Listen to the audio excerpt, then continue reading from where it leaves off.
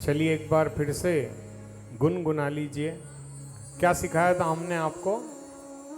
मेरा श्याम तो है, मेरा श्याम तो है, नहीं मैं अकेला, मेरे साथ तो है, मेरा श्याम तो है।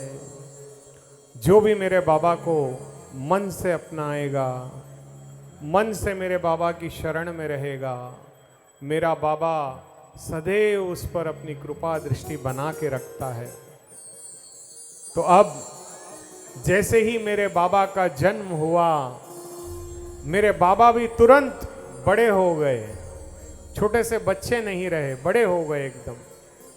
और बड़े होने के बाद वो तुरंत अपने माता पिता के चरण स्पर्श करने लगे।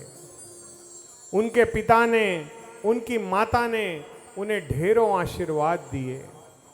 देखिए, जब कभी किसी बालक का जन्म होता है तो उसकी तकलीफ एक माता को विशेष रूप से होती है। हर माँ 9 महीने तक अपने बच्चे को अपने गर्भ में धारण करके रखती है, उसे अपने खून से सींचती है, जो वो खाती है उसे प्राप्त होता है। और उस समय जब गर्भावस्था होती है तब माताओं को बहुत पीड़ा होती है, उनका बीपी बढ़ जाता है, उनके हाथ पांव में सूजन आ जाती है, नाना प्रकार की तकलीफें एक महिला बर्दाश्त करती है, क्योंकि वो अपने बच्चे को अपने जीवन से भी अधिक स्नेह, अपने जीवन से भी अधिक प्रेम करती है। और वही बच्चा जब बड़ा हो जाता है तब अपने माता पिता का ही तिरस्कार करता है, वो अपने माता पिता को छोड़ देता है। भारत की ये बड़ी विडंबना है कि आज हम अपने माता पिता की आज्ञा से वंचित हो रहे हैं। एक है मेरा बाबा श्याम, जिसने अपनी माता को वचन देने से अपने शीश का तक दान दे दिया, और आज हमारे बच्चे हैं कि हमसे झूठ बोलते हैं, हमारी बात नहीं मानते, हमारा तिरस्कार करते हैं, हमें कटु शब्द कहते हैं, ऐसे ऐसी बातें कहते हैं जिससे अपना मन दुखी हो जाता है, आंसू निकल आते हैं माँ के। और जिस घर में माँ रोती है उस घर पर मेरे बाबा श्याम की कृपा कभी नहीं होती।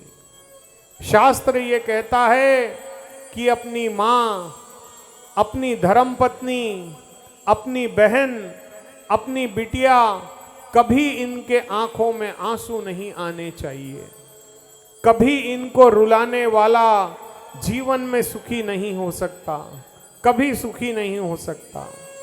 और यदि कोई इनको प्रसन्न कर ले तो उसके घर में अष्ट सिद्धि 9 निधि वास करती हैं।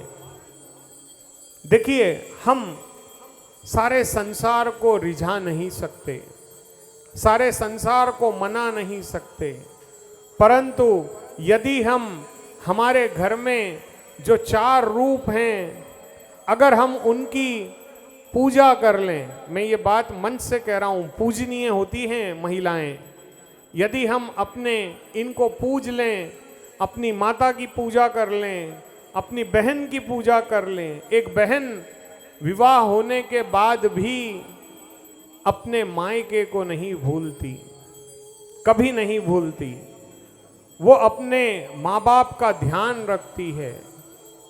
एक महिला की वजह से ही ये सारी दुनिया में आज भी धर्म जीवित है। तो महिलाओं का सम्मान हमेशा करना चाहिए। और घटोत्कच जी भी अपनी पत्नी मौरवी देवी कामकंटकटा जी का बहुत मान सम्मान करते थे। अब जब मेरे बाबा का जन्म हुआ, मेरे बाबा ने कहा कि हे पिताश्री, आप मेरा नामकरण कीजिए। तब उनके मन में बड़ी प्रसन्नता हुई और उन्होंने कहा कि इसका हक या तो तुम्हारी बुआ को है, या तुम्हारे दादा दादी को है, या तुम्हारी माता को है, क्योंकि उस समय वहां पर दादा दादी उपस्थित नहीं थे। तो उन्होंने इनका नाम, क्योंकि इनके बाल बड़े घुंघराले थे, इनके बाल बड़े घुंघराले थे, तो इनका नाम रख दिया गया बर्बरीक। बोलो बर्बरीक भगवान की जय जय।